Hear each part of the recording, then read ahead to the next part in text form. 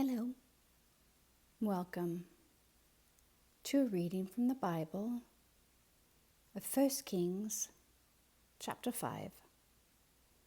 When Hiram, king of Tyre, heard that Solomon had been anointed king to succeed his father David, he sent his envoys to Solomon, because he had always been on friendly terms with David.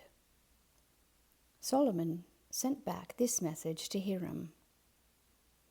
You know that because of the wars waged against my father David from all sides, he could not build a temple for the name of the Lord, his God, until the Lord put his enemies under his feet.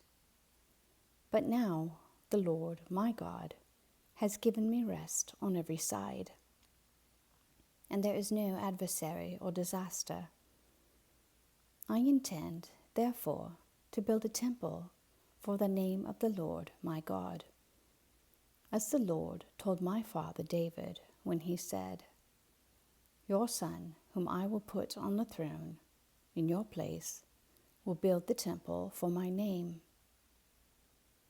So give orders that cedars of Lebanon be cut for me.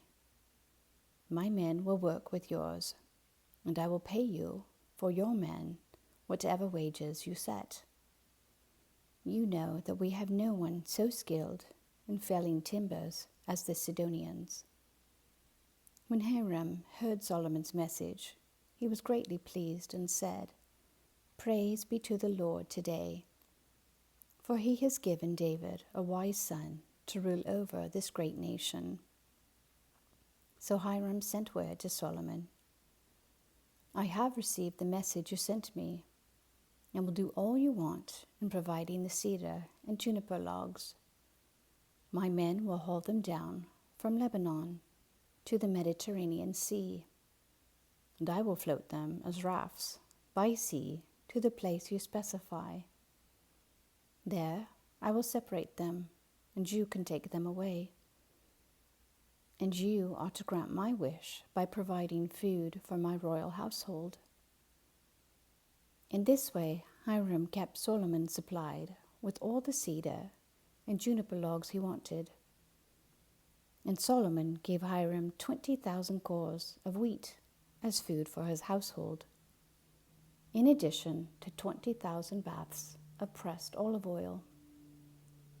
Solomon continued to do this for Hiram year after year. The Lord gave Solomon wisdom, just as he had promised him. There were peaceful relations between Hiram and Solomon, and the two of them made a treaty. King Solomon conscripted laborers from all Israel, 30,000 men. He sent them off to Lebanon in shifts of 10,000 a month, so that they spent 1 month in Lebanon and 2 months at home. Adoniram was in charge of the forced labor. Solomon had 70,000 carriers and 80,000 stonecutters in the hills, as well as 3,300 foremen who supervised the project and directed the workers. At the king's command, they removed from the quarry large blocks of high-grade stone to provide a foundation of dressed stone for the temple.